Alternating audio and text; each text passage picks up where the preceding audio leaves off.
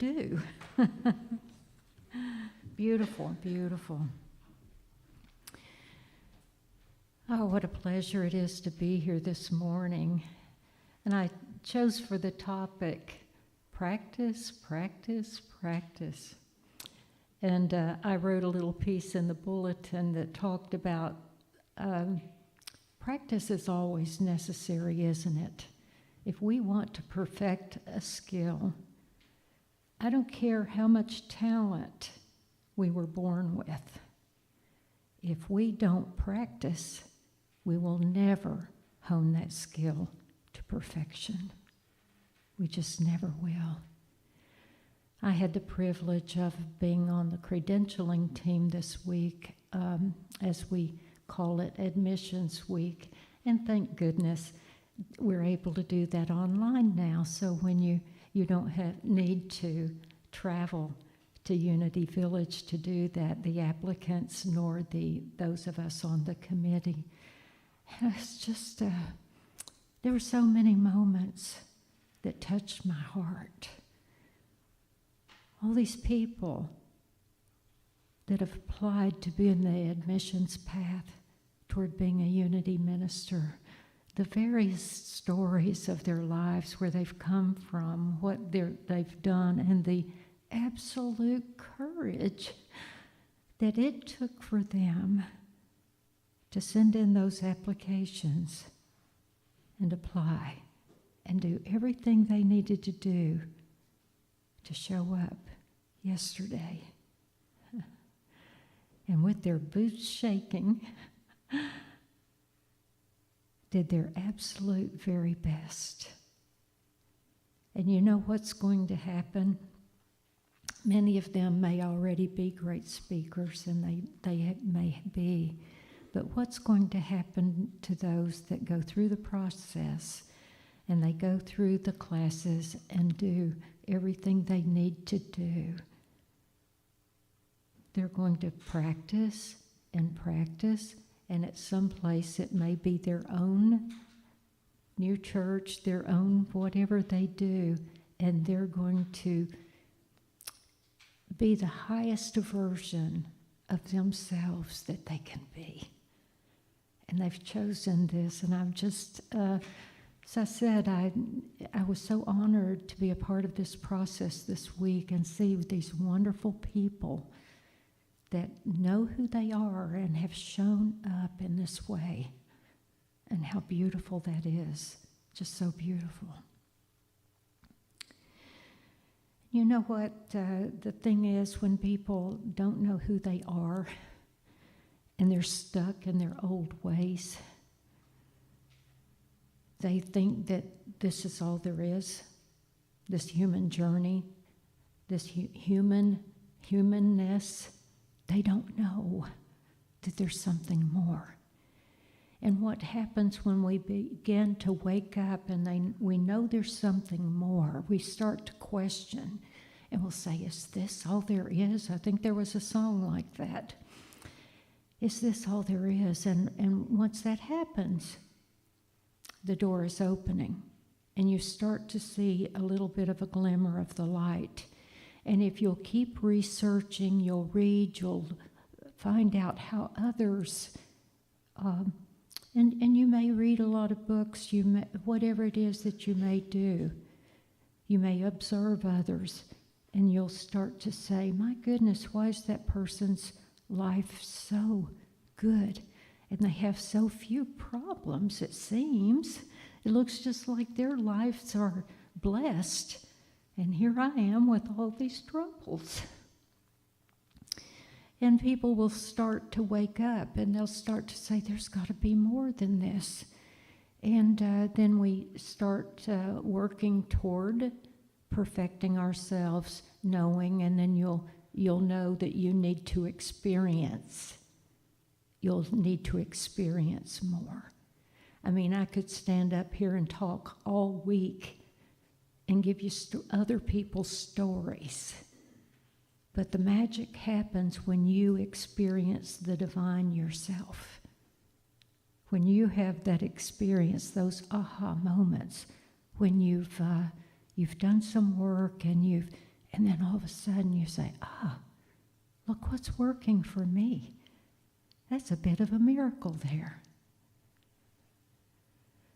So we experience, and then we practice. But for a lot of us, I know there's so much going on in the world, isn't there? There's so much that's troubling. Did we ever think there would be more war on this planet? I didn't. I certainly hoped there wouldn't. Am I disappointed? You're darn right, I'm disappointed. In the Holy Land of all places, war, Ukraine. We pray for that. But what we don't do, once we're a little spiritually advanced, and I say that not meaning to say we're better than others, but it just means that we've opened up to a higher view, a higher understanding, and we're going to refuse to spend our days worrying and in angst and making ourselves sick over that. Just because others might be not in spiritual maturity, but they're still in adolescence and they haven't grown up yet, okay? And they think that war is the way. That doesn't mean that we need to be. And we take a higher view of it, and what we do is we pray for them. We see this from a higher perspective. So if I listen to the news, and I pray for everybody there. And I just pray not only the victims, I pray for those that are making decisions. I send light and love to them. We need to pray for them as well, that they will awake to a higher view and see that this warring is from the human mind, and it certainly isn't from higher mind. But you know what? We do have free will, right? We were given free will. So they will continue to do that until they see the light. It's that simple. So I can send light there. I can't change that immediately, but I can pray and hope that it'll change. And in the meantime, I'm not going to let it ruin my peace of heart and mind. What does that mean? It means that I go into my heart space, and after I've prayed and sent light to them, then I ask for peace for myself, and to have a peaceful day and to go on. I have a shift of understanding, and I'll see that all from a higher view. And just pray for everyone involved. And so today we're going to talk about a few very, very simple practices that are so easy you don't even need to write them down. As a matter of fact, they're on the bulletin. Practice, practice, practice. What does that mean? By adopting a few simple practices, we can wake up, we can open our awareness to the whisperings of our soul. Your soul's always trying to get your attention one way or another. Sometimes if you're headstrong and you've set a goal for yourself that's not of spirit, but it's your human goal, and at every turn, there's a roadblock. There's a wall. And you're just not going to get it because you are so determined you're going to reach that goal. What I would advise is take another deep breath, sit down, think about it, and be willing. Just say simply, God, I've had so many roadblocks thrown up here. I'm beginning to surrender this and open my mind and my heart to something higher, because this just may not be the path for me. It just may not be. But I know if I open my heart and I open my mind, the light will be shown on my right and correct path. And all I ask right now is the next right step. Could you show me my next right step? And the next thing you know, if that's your true intention, you'll see your next step. And the next after that. And the next after that. It will be shown to you. So how are some of these simple practices? If we want to evolve into awakened beings, if we want a better life, whatever we want to call it, if we want to have our best life ever, we just need to wake up a little and say, I'm willing. I'm willing. And then observe others, as I said. See what they do with their lives that have made them better. And then you need to practice it yourself.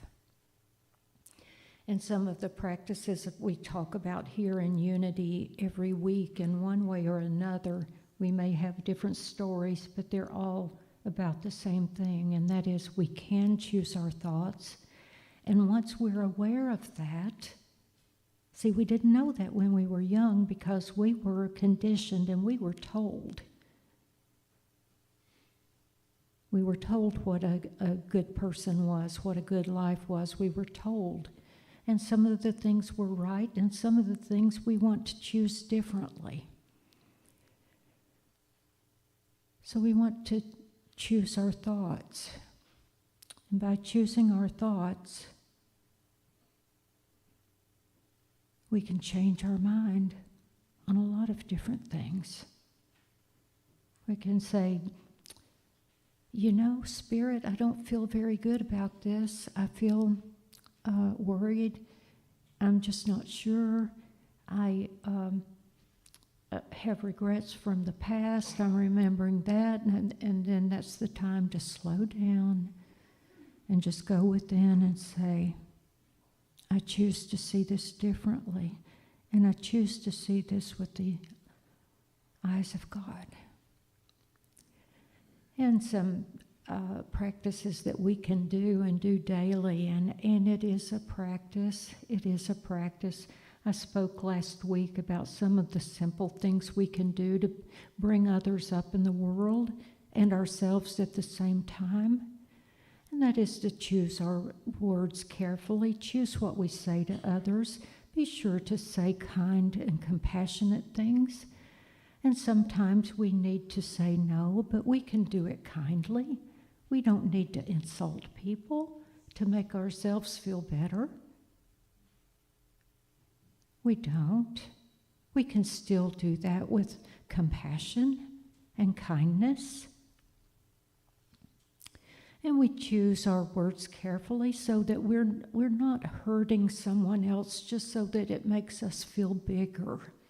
I spoke of that last week too. We make certain we pause before we say something, that some retort or some smart aleck remark. Like in my family, when we were growing up, there were 6 kids, and let me tell you, we all had a lot of smart aleck remarks to each other, and most of us just let it roll on. But as children, you can, because you know or you hope they don't really mean it. But as an adult, if we're truly a spiritually mature adult, and not a spiritual adolescent, we will consider what we're going to say. If it's just going to puff me up, but it's going to make someone else feel badly, I'm not going to say that. And of course, choose our actions carefully by being mindful, by slowing down. Slowing down, and instead of doing, We practice being, until we can go within and hear the Spirit's voice saying what our actions should be.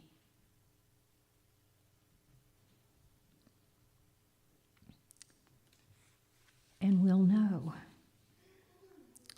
I came upon a story this week that I read years ago, and it was of a man that had just been, after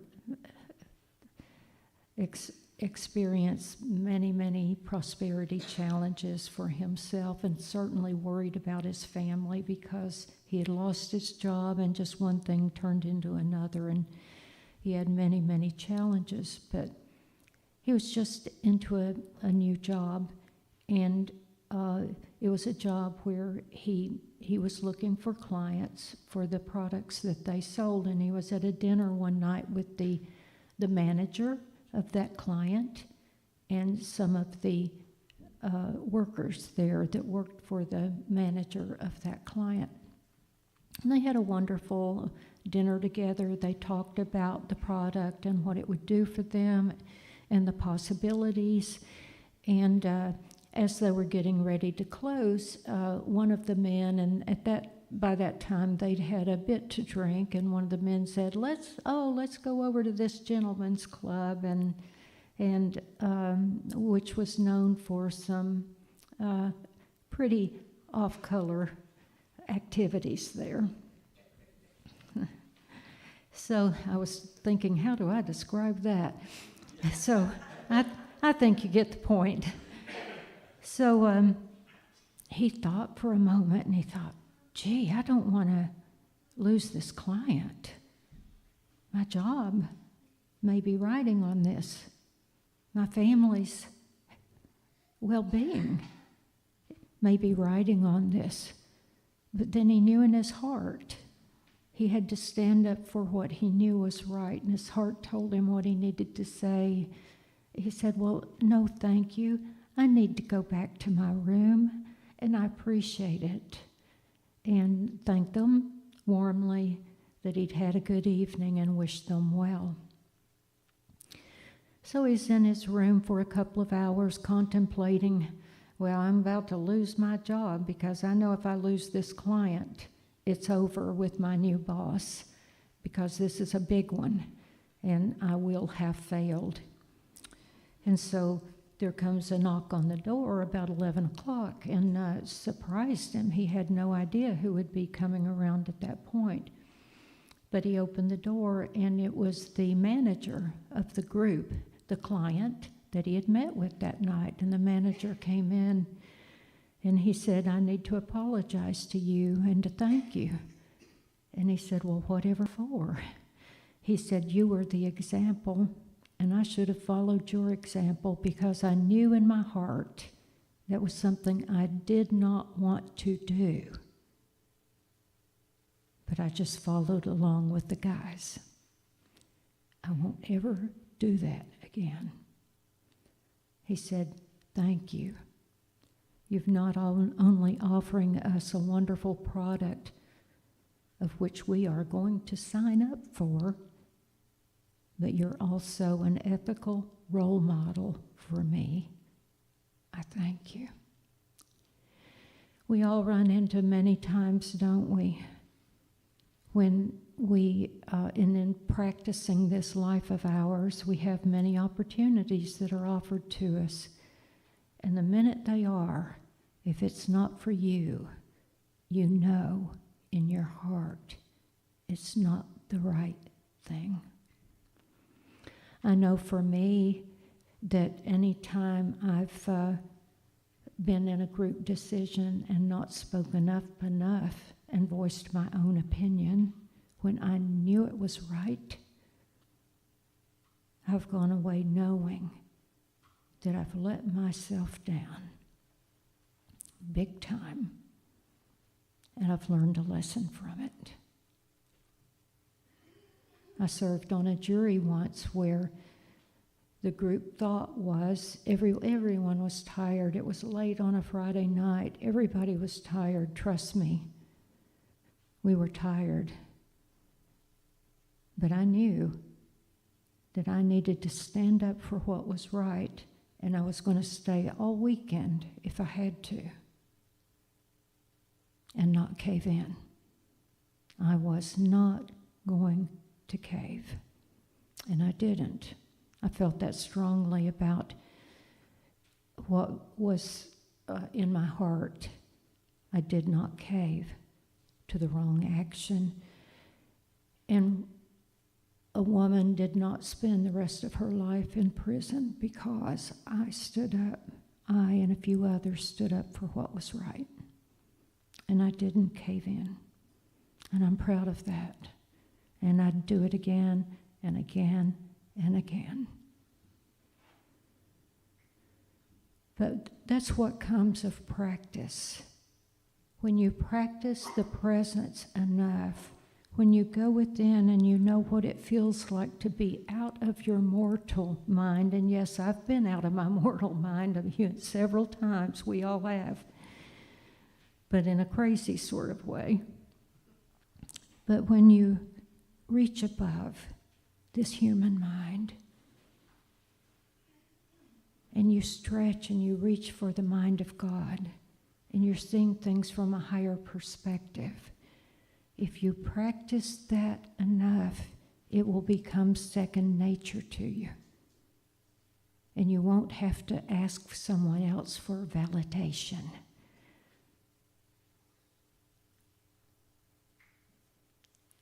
That old song is coming to me. It's in my head right now, looking for love in all the wrong places. It just came to me. Looking for love in all the wrong places. We won't be looking for love in all the wrong places. We won't be looking for validation for fulfillment in all the wrong places. We'll know where to go, and we'll know that we can go through the one mind directly. Any moment we choose. And if we do it enough, we'll be certain. I read a story about the musician Prince, and that he would often wake up at 3 a.m, call his other musicians and those in his recording studio, and he said, "Hey, are you awake?" "Yeah, sure." "Can you meet me at the studio? I have something I've got to record." And of course they'd say, "No, man, do you know what time it is? It's the middle of the night. Can't we do this tomorrow?" And he'd say, no, because this song was given to me from the universe. And if we don't record it, then Michael Jackson is going to get it next week. You see, that's how inventions come, don't you? You know, if you study history, you'll know that the same invention came to several different people at the same time. So that on some big inventions, they're not certain who to attribute it to. So there's something going on out there, folks. There's something we can tap into. And I'm hoping to tap into it sooner rather than later. Because, well, Michael Jackson is gone, but somebody else will record it. And you may say to me, "Judy, I don't have time for all that meditation. You've got to be kidding. I'm busy. I'm so busy I don't know what to do next, and you're wanting me to meditate?" But here's what I'm going to ask you to do this week. And I think you're going to find a miracle from it. I think you're going to find many miracles, and make sure you take the bulletin with you. And please set this as your practice this week. Would you take 3 minutes a day for 3 weeks? And that'll take us through the end of this month. It'll take us till Easter. Cool, huh? Notice your thoughts. Just sit quietly for 3 minutes. 3 minutes. Does anybody not have 3 minutes? Tell me. Is your schedule so busy you don't have 3 minutes? Okay? Take 3 minutes a day. Sit quietly in peace. Observe your thoughts. If they're not peaceful, let them go. And if you have a lot of drama going on around you, certainly let that go. If you have a lot of worry going on around you, you're worried about a diagnosis, you're worried about a decision, let that go. Give it to God. Choose to focus on good. And ask in your 3 minutes, total peace, is there anything I need to know? Now each of us can do that, can't we? 3 minutes every day for the rest of March. I know I can, and I know I will, and I hope you will too. And we're just going to compare miracles at the end of this time. I thank you for being here. Thank you for waking up an hour early. Wow, how cool is that? And so many of you too. We love you. We send light and love and joy with you as you go your way. Amen.